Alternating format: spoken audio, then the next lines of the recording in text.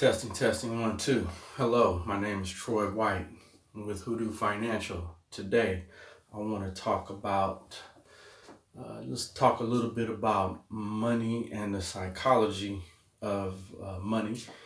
But first, I'll tell you a little bit about who I am, why I'm talking to you. My name is Troy White. I'm a finance professional. I've been in financial services since about 1999. I've been in my experience is in banking and finance, financial planning, financial advisory, um, and investment operations. So for all those years, that's what I've been doing. And I started a firm, Hoodoo Financial. It's a registered investment advisory. We specialize in portfolio investing, financial planning, and we have some amazing technology that others don't have. And so that's what that's who I am, and what I'm here. Why am I talking to you about it? Is I just want to bring you the information about the technologies that are available to you now, and fundamentally, I serve African American investors, and you are a new market, a new investor that previously did not exist. And so I'm here helping you, new investors.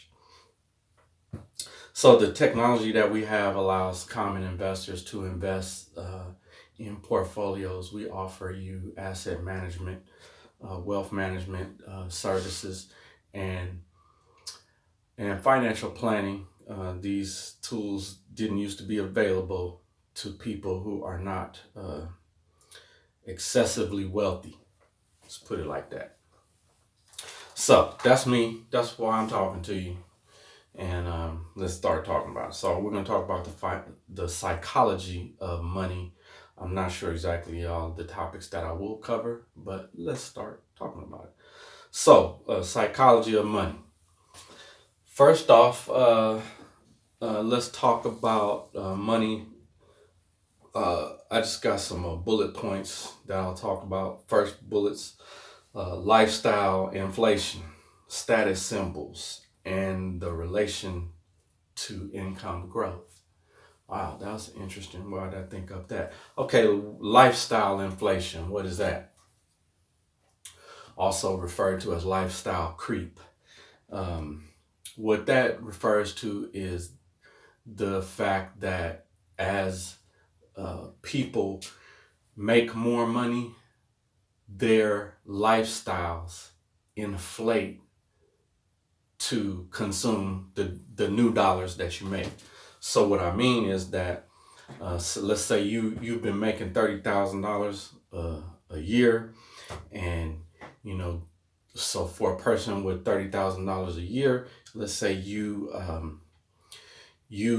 purchased a some small little car, like a little Toyota Corolla, and you get a raise or a new job to make $50,000.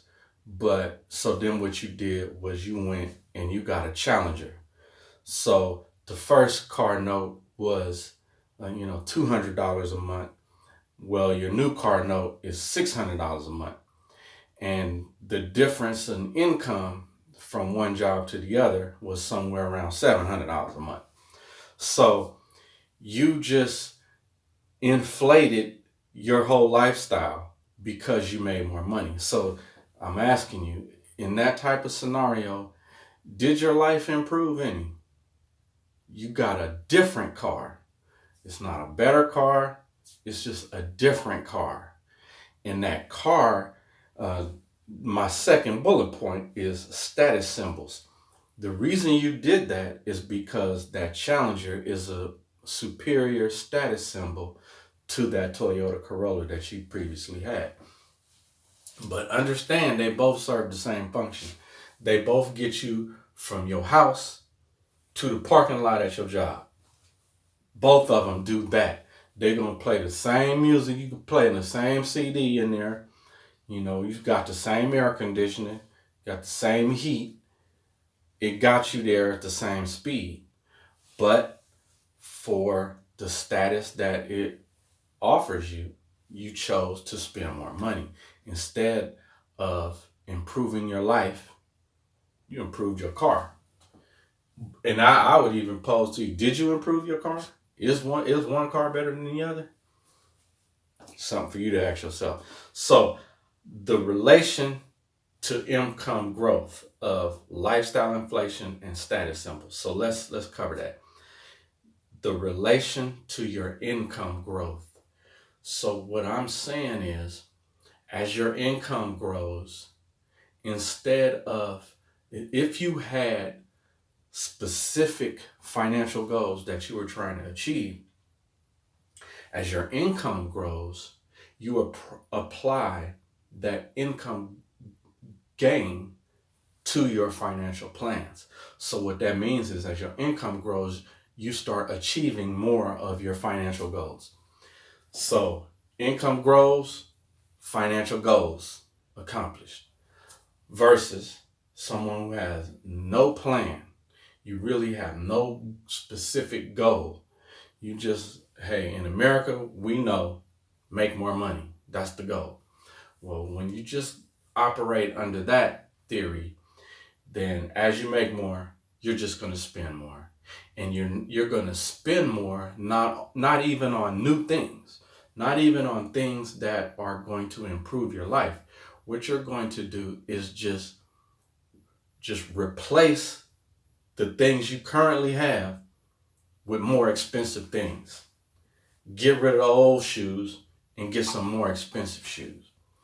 And then what's even worse is, if you're on one of those status symbol things, then those things you're replacing your old things with are going to have name brands on them. They're not going to be any better than the stuff you got rid of. They're just going to have name brands on them. So your backpack previously was just a no-name backpack with some interesting print on it. You might got it from Walmart, but you got a new job, you got some more money, or you go to the Gucci store, get you a Gucci bag. Well, it's still a backpack. It's still something that's going to deteriorate and get used up, but you chose to spend, 10 times the amount on than you did on a generic backpack. And we could go down the list of items. This is just how we do with everything that we have when you don't have stated goals.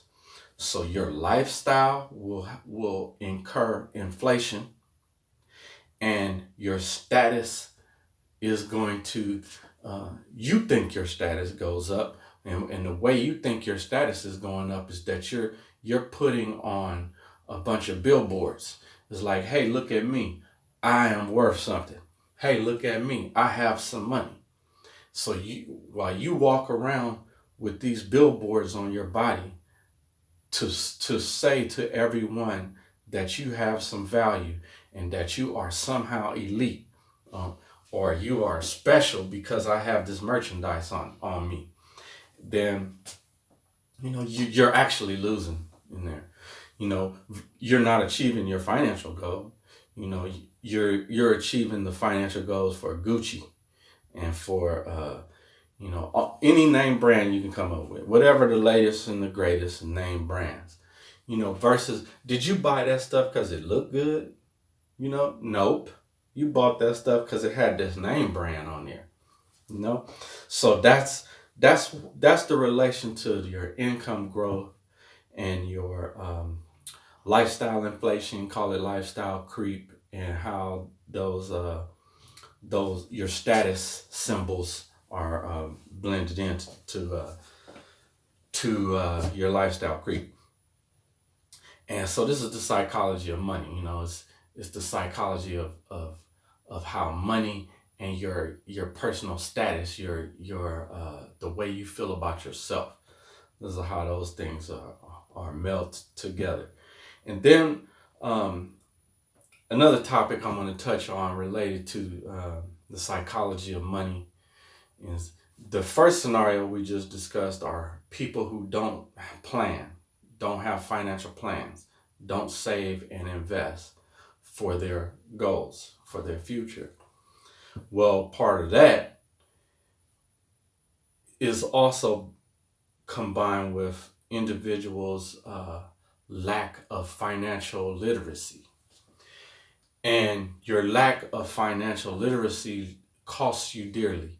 And what happens is, what I'm seeing lately is, we are becoming, black people are woke now, right?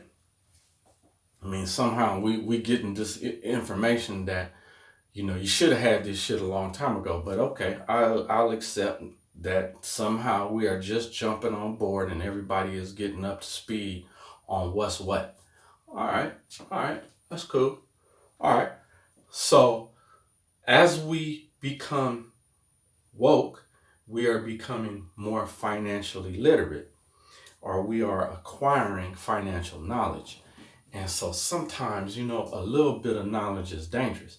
So I see individuals buying stocks, individuals even in my family who didn't used to listen to me now are listening to every Joe Blow on the internet, and they informing me about what's happening, right?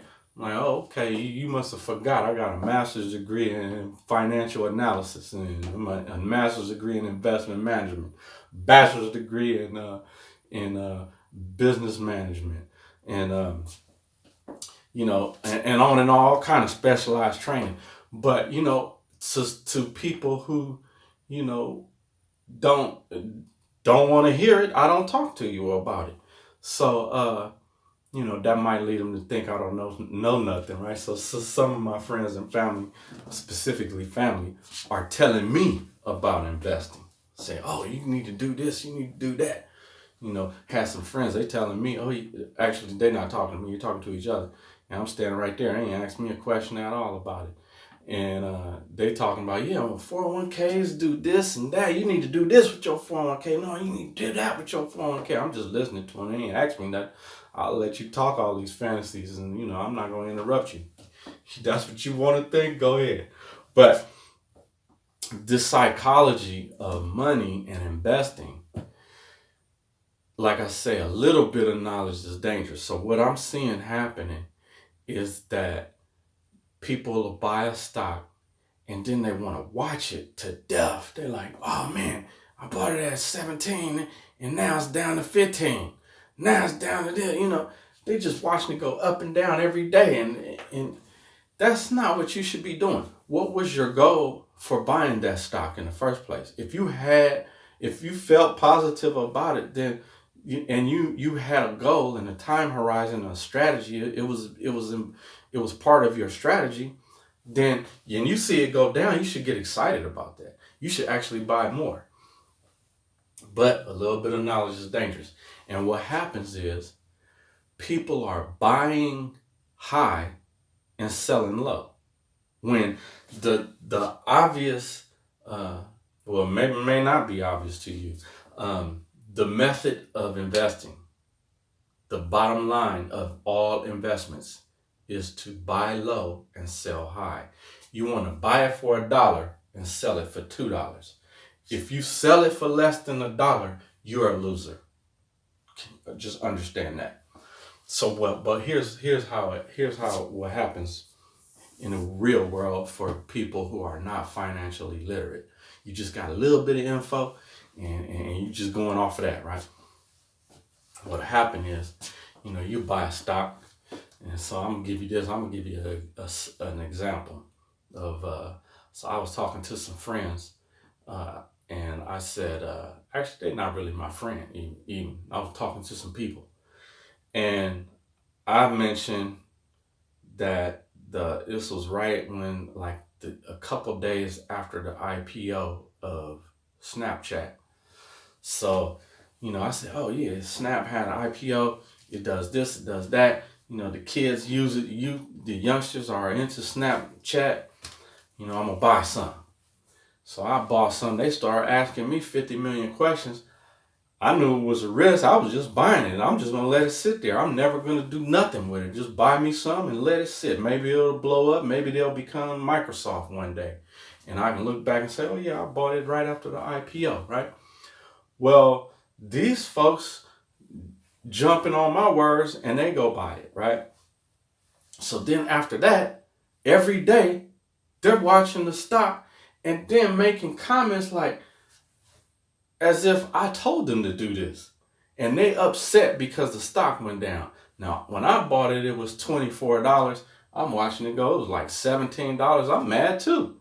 I'm like, man, they keep coming telling me how the stock went down. I'm like, hey, I don't want to hear all that. That's upsetting me. Don't tell me about that. But they talking about it because they invested in it.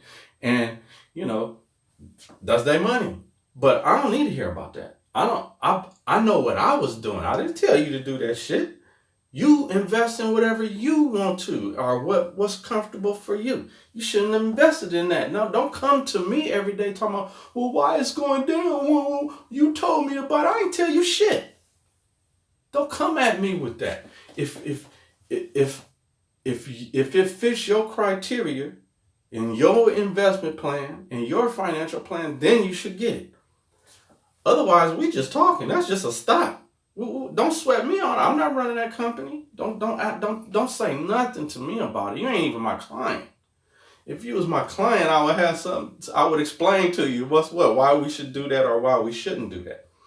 But anyway, that's the mentality of people. Oh, so what I was telling you. So they got upset, both of them, and they sold their stock. Because when, they were scared it was going to keep going down, so they ended up selling it. Okay, stupid ass. So what you did was, you heard me talking about what I'm going to do for my life and my portfolio. In fact, I did that with my son's account. My son is 7 years old. So he could hold that shit for 30 years. And maybe it'll blow up, maybe it won't. I ain't tell your old ass to get that. These people, one of them was about like 57, 58. The other person maybe about 52, 53. I didn't tell them to do that. And I tried to get them to talk them through it. Hey, give them pointers as to why you should or should not. But I never said go do nothing. You're not my client. We just talking about stocks that's in the world. So anyway, so they sold it. So look how stupid that is. So their fears forced them to buy the stock high and sell it low. So you're a loser. So what I did, I'll tell you how I reacted to the stock going down. Each time it went down, I bought some more. And I was getting upset too. Because, hey, this stock keep going down.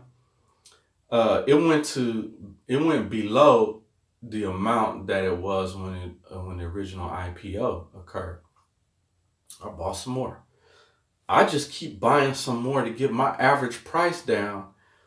And if I hear, if the news get too bad about this company, then I'll cut too. But I'm trying to get my average price down so that when it's time to sell, I'm gonna sell. I'm gonna make some money. The stock can keep going down, but it's going up and down. So I'm just trying to get my price down lower and lower and lower and lower, so that I can make money off of it. And when I say so my son can make money off of it. Now he's 7. He might sell this thing when he's 21 or 31, 41. I don't know. By then, I think it'll be. This is just my assumption.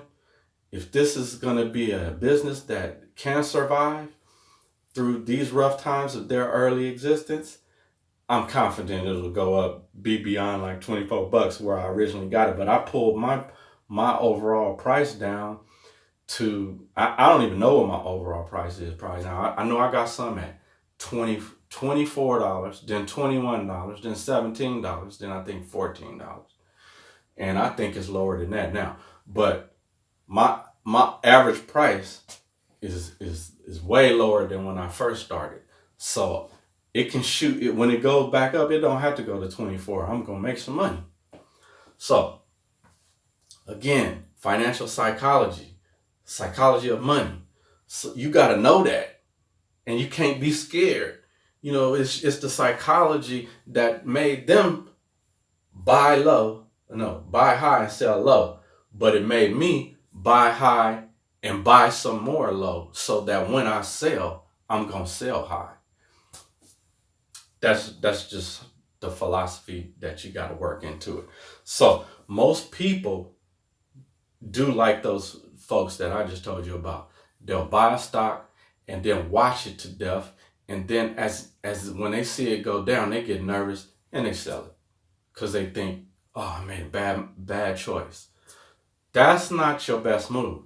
If you've made a bad choice, then let's try to dollar cost average out of this sucker. Let's buy some more till our average price is down, and then we target an amount. Hey, okay, I've got my average price down to $10. When I see that sucker go to 12, I'm out of there. Because someone like you can't take the stress of watching it. So then, yeah, you don't need this stock.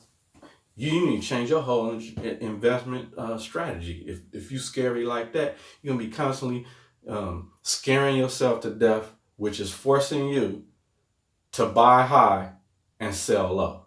Then you're doing the wrong thing. Your financial counselor, financial advisor, financial planner, wealth manager, private banker, whomever it is, needs to talk to you and implore a new strategy so that your brain can take it. Because even if you understand that you're messing up, if it's got you nervous and sweating at night, then this is the wrong strategy for you. You need a new strategy. Your risk tolerance is lower than the investments that you have. So you can't tolerate the risk associated with the investments in your account. So you need investments in your account that have a risk level that you can tolerate. That's what's up. That's why you're buying high and selling low. All right, let's move on from that. Are you saving money? This is another aspect of financial psychology, because people just don't save money. And why don't they? It's because of psychological reasons. You're going to have an excuse every time.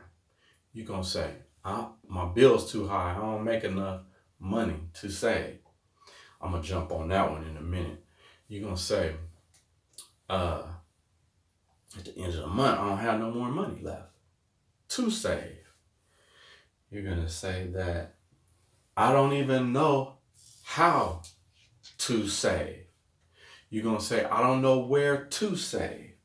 You're going to say, I don't have no investment professional to help me do it. I don't even know the first thing to do, right? All right, let me just jump on and start talking about those. Are you saving money? Usually the answer is no, and here's why. You said, I don't make enough money. And at the end of the month, I don't have enough money left over. Those two things are like this, connected. Because you make enough money. If you make money, then you make enough money to save. If you make $1, you make enough money to save and invest. Because what you have to do is pay yourself first. And that amount is 10%. You are entitled to 10% of everything you do. Who did the work? You. So why are you paying everybody else first? Why are you giving money to your car note, your rent, your gas and electric? Everywhere gets paid before you. That's exactly the wrong thing to do.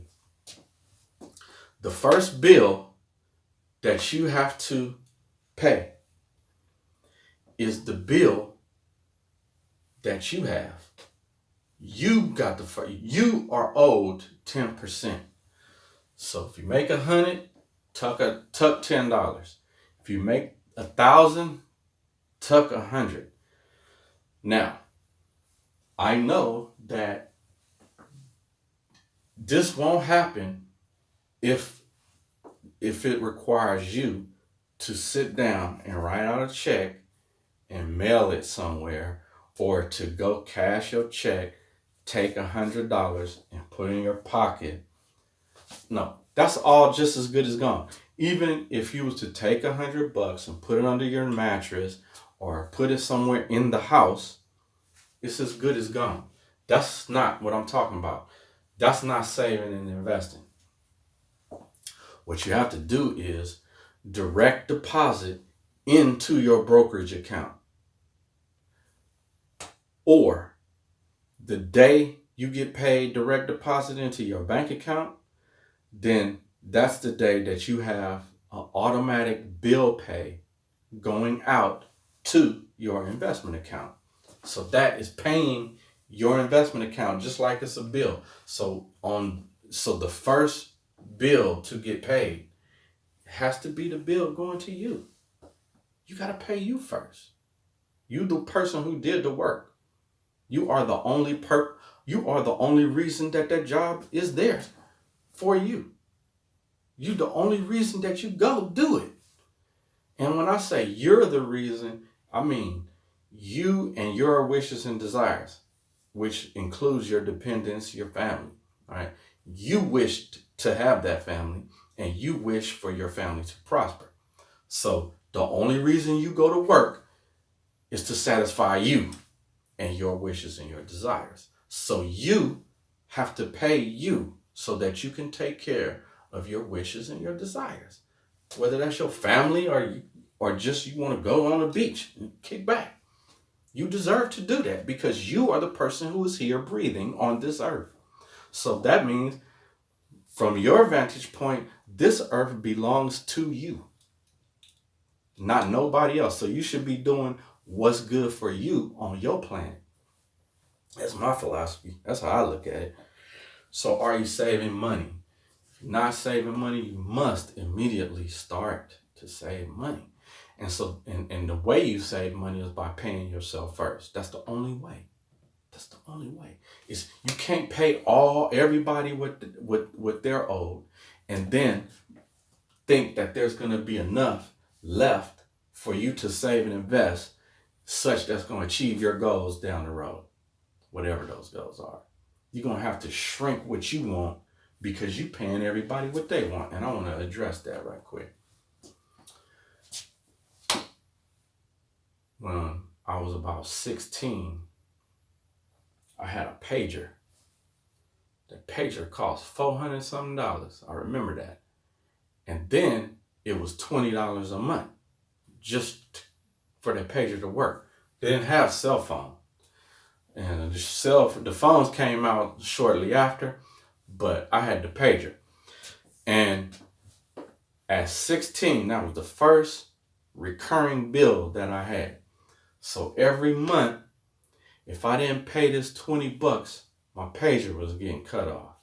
So ever since I was 16, I've been accumulating bills from entities that threaten to cut your water off if you don't pay them. They're going to cut off your cell phone. They're going to literally cut off your water, cut off your PG&E. You know, you got to get out of this apartment. We're going to come take your car. You know, this credit card sweating you to death. Everybody is always after your pocket. Pay me, pay me, pay me, pay me, pay me. So that's since I was 16, it haven't stopped. Ever since then, there's been somebody chasing behind me talking about pay me. Man, look here. At some point, you got to stop letting all them people who are sweating you for dollars drive what you do with your life. You got to stop allowing them to have your money before you have your money. You got to stop living for them and live for you.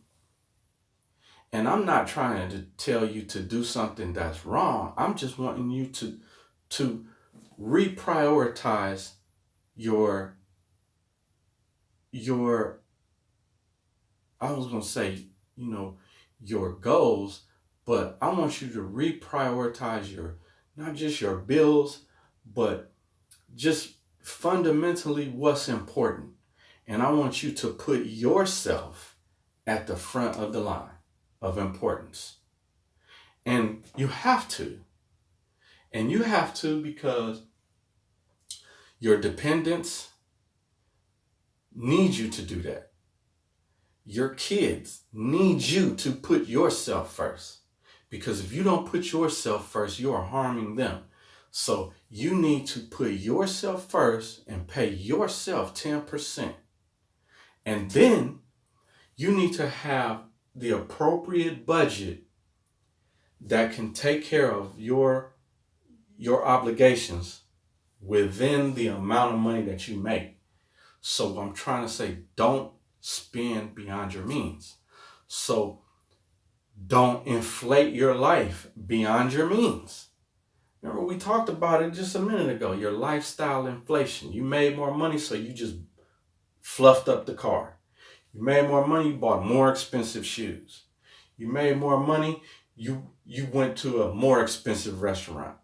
You just finding ways to spend the new money you made instead of using the money to increase your life, to make the future a little easier for you. And you can do it. You can do it. It just takes a little bit of thinking ahead of time and planning. And all of that, I just mentioned the word budgeting. It all starts with that. And the reason you're not saving and investing is because you're not budgeting. And part of the budget is paying yourself first. So the other bullet point I have here is spending above your means. And we just started talking about that. Is that without budgeting, you will spend above your means. You know why? It's not because you're bad. It's because you live in this country called America. And in this country called America, there are going to be things offered to you and in such a way that you're going to have to put them on time payments. And there's going to be, if you don't plan and if you aren't consciously aware of this ahead of time, there are just going to be things that enter your field of vision that are going to appear to be painless for you to accept this. It's going to be offered to you. It's not just going to be something you pass by. It's going to be something offered to you, and it's going to appear free. It's going to feel free. But in fact, it is